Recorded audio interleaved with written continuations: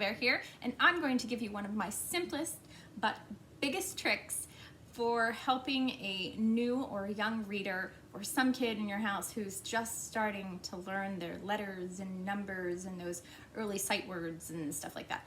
So this is an early reader tip.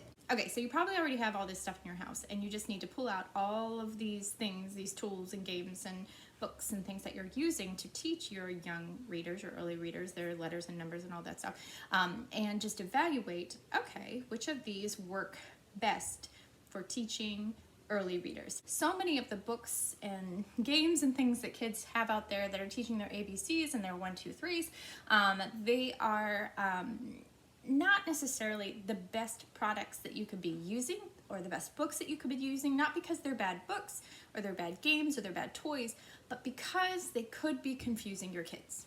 And here's what I mean. So this is an ABC book. We got this, you know, at some store or something, and just because we like the pictures and illustrations, but it turns out it was actually a very good book for teaching our kids those early ABC recognition. So this is an A. Here's what I mean by the fancy flourish. This book is pretty devoid of the fancy flourish. A, right? Lines, straight across. B, nothing too fancy about it. C, yep, got it. D, it's not fancy. And you can also see that you can see all the letters pretty clearly. Okay, so now let's look at another book, one that has kind of what I call the fancy flourish. And it doesn't mean that this is a bad book. It just means that if you are teaching your kids sort of those early letter and number recognitions, you want to be mindful of the fancy flourish. Because when you look at this A, right, this A is kind of skinny on this side, and then it has these little lines on the bottom.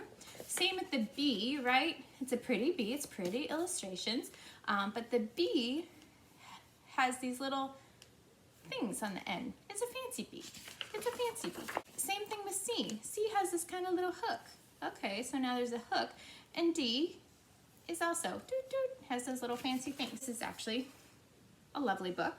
But if we are talking about our letters and numbers, then look at this A. Same thing. It has like the little lines on the bottom. So already you're changing the structure of the letter, right? It's a B, obviously, to us who know our ABCs, but to a kid who is just learning, they're starting to have to make the distinction between this B, oh, this is a B, but this B has this, whereas this B doesn't have the fancy flourish, right? See the difference? Again, lovely book, but if you're putting books in front of your kids for early letter and number recognition, be mindful of what I call the fancy flourish. Somebody else may call it something else that's actually, you know, the real thing to call it, but I call it the fancy flourish. And here's a G, right? It's much more of like a typeset G, typewriter G, Times New Roman G. But what we want to teach is not the Times New Roman G, we just want to teach G. Circle, lines, call it a day, right? See the difference?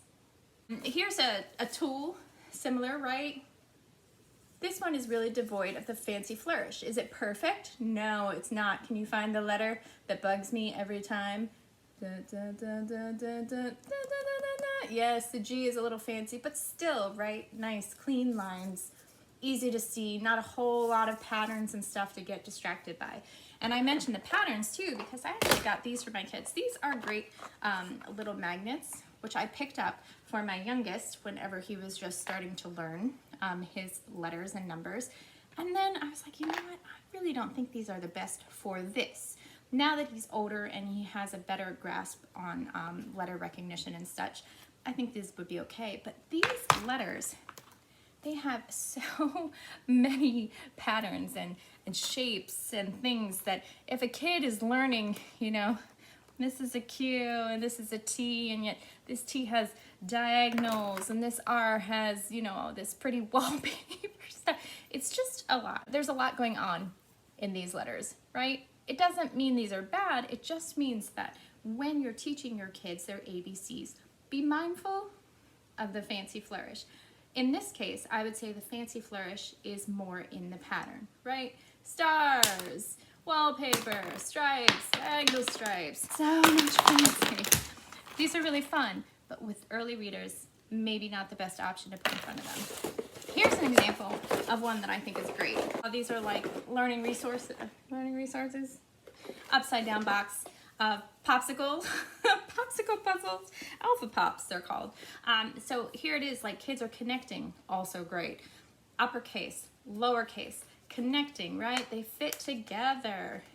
Uppercase L, lowercase l, solid color, pretty simple lines, right? On the back side we have Y, right? Solid colors, simple lines. Here's a K, right? They fit together. No fancy flourish, no fancy flourish. Good toy for early readers. And then my kids just love to play with these in their kitchen. So this is an example of a good toy for an early reader because it lacks the fancy flourish. All right, Mama Bear, that's it. Just keep in mind whenever you're looking at all those tools and things, and even when you're writing letters for your kids and you're writing numbers for your kids, be mindful of things that are just, you know, they possess the fancy flourish, and maybe save those for a little bit later once they've shown some confidence with their letters and their numbers. Save those till later and then see them make easier distinctions at that point. Now you're going to be walking around the house, and everywhere you go, and you're going to be like, oh, those letters, those have the fancy flourish. Those have the they're fancy. Just like me. I'm very fancy. Those who know me know I'm very fancy. All right, Mama Bear, that's it. Love those cubs. Bye.